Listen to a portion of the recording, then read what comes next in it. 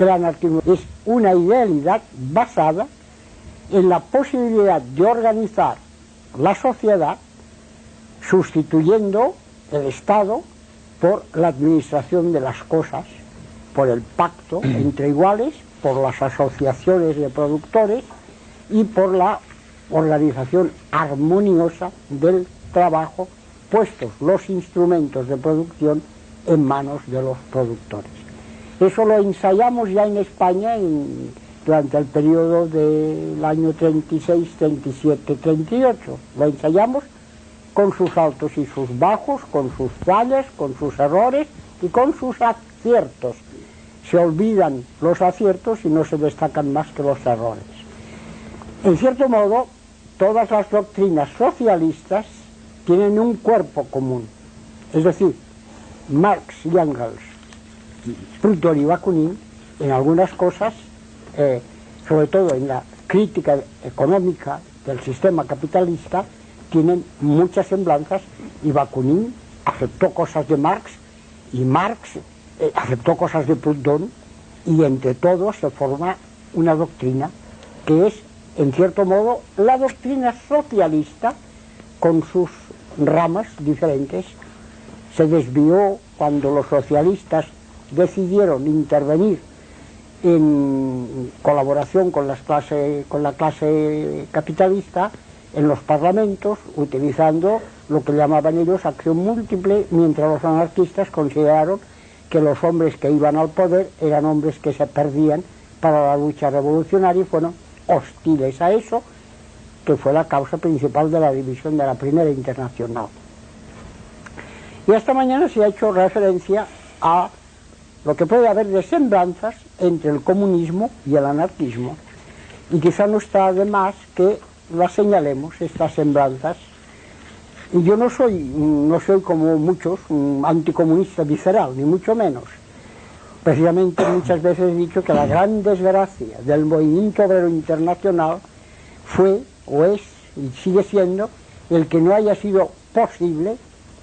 luchar juntos todos los revolucionarios, es decir, todos los que creemos en la posibilidad de transformar el mundo y de organizar una sociedad más justa que la presente. Lo que nos divide es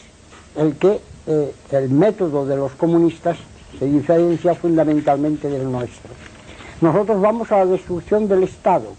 porque consideramos que el Estado es la opresión y que el poder en manos de quien sea será siempre poder y tenderá a crear sus intereses, y que esos intereses serán tan poderosos que todas las ideas revolucionarias quedarán ahogadas por los intereses creados por ese poder. Y los ejemplos de la Revolución Rusa y de las otras revoluciones que a la Revolución Rusa han sucedido nos lo demuestran. Es decir, en Rusia hay una revolución en la que intervienen todas las fuerzas políticas y sindicales, anarcosindicalistas, anarquistas, socialistas, revolucionarios, comunistas, pero hay una minoría dirigente, un grupo más audaz que los otros, los bolcheviques, que se apoderan del poder y que se imponen por medio de una dictadura. Y es ahí